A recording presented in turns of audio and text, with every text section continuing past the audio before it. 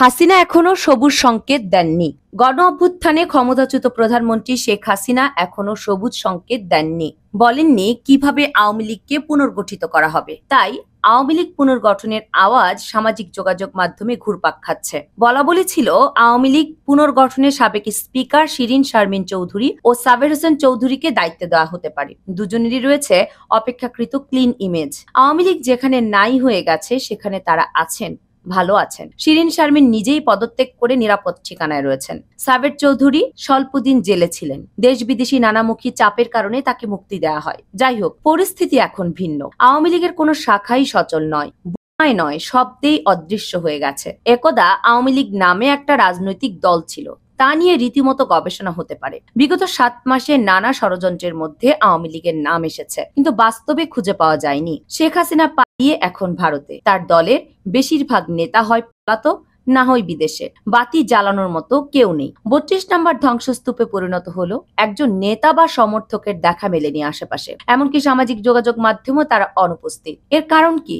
দল আর সরকার এক হয়ে গিয়েছিল। এর ফলে সরকারের পতনের সঙ্গে সঙ্গে দলেরও পতন হয়ে গেছে। সরকার ও দল দুটি সমানভাবে দুর্নীতি আর লুটের মধ্যেই ছিল। নৈতিকভাবে মনোবল হারিয়ে ফেলেছিল, যে কারণে কোথাও কোনো আওয়াজ ছিল না। ইতিহাসবিদরা হয়তো ভবিষ্যতে এ নিয়ে গবেষণা করবেন। আওয়ামী লীগের ক্ষেত্রে বারবার একই ঘটনা ঘটেছে, কারণ ক্ষমতায় এসেই চিরস্থায়ী বন্দোবস্তের জন্য দেশটাকে নিজেদের মনে করে গুটি সাজিয়েছিল। 75 সালের পট পরিবর্তনের পর একই ঘটনা ঘটেছিল। দলের দায়িত্ব নেয়ার মতো কেউই ছিলেন না। তখন অবশ্য সব নেতা নাই হয়ে যাননি। বেগম জোহরা তাজউদ্দিন না থাকলে কি যে হতো। শেখ হাসিনা ভারত থেকে ফিরে সেই জোহরা তাজউদ্দিনের বিদায় নিশ্চিত করেছিলেন। ইডেন গার্ডেনে সেই সম্মেলনে শেখ হাসিনাকে দায়িত্ব দেওয়ার যারা বিরোধিতা করেছিলেন তারা পরবর্তীতে চড়া মূল্য দিয়েছেন। ডক্টর কামাল হোসেন শেখ হাসিনাকে দিল্লি থেকে নিয়ে আসার অন্যতম কারিগর হলেও মূল্যটা ঠিকই দিয়েছেন। 1/11-এর পর আওয়ামী লীগ সংকটে পড়েছিল, কিন্তু হাল ধরেন জিল্লুর রহমান। শেখ হাসিনা একাধিক দুর্নীতি মামলায় তখন জেলে ছিলেন।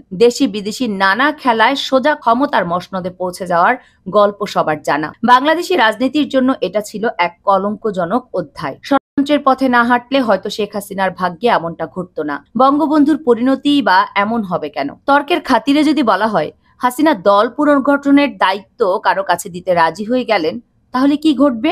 পরিবারের বাইরে যাওয়ার চিন্তা কি তিনি করতে পারবেন? তার কাছে আগে পরিবার, তারপর দেশ। তেমনটাই দেখা গেল 5ই আগস্টে। তিনি বিমানে চড়লেন।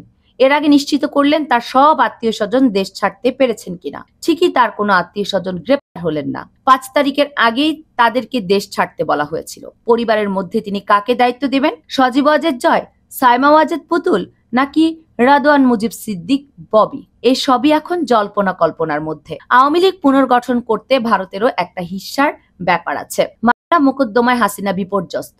তার বিরুদ্ধে শত শত মানুষ হত্যা, গুম, হাজার হাজার কোটি টাকা বিদেশে পাচারের অভিযোগ। তাছাড়া পারস্পরিক অবস্থাও তার অনুকূলে নয়। কোনো জাদুমন্ত্র এবং নিখুঁত ষড়যন্ত্র ছাড়া তার ভাগ্যে কি ঘটবে তা কেউই জানেন না।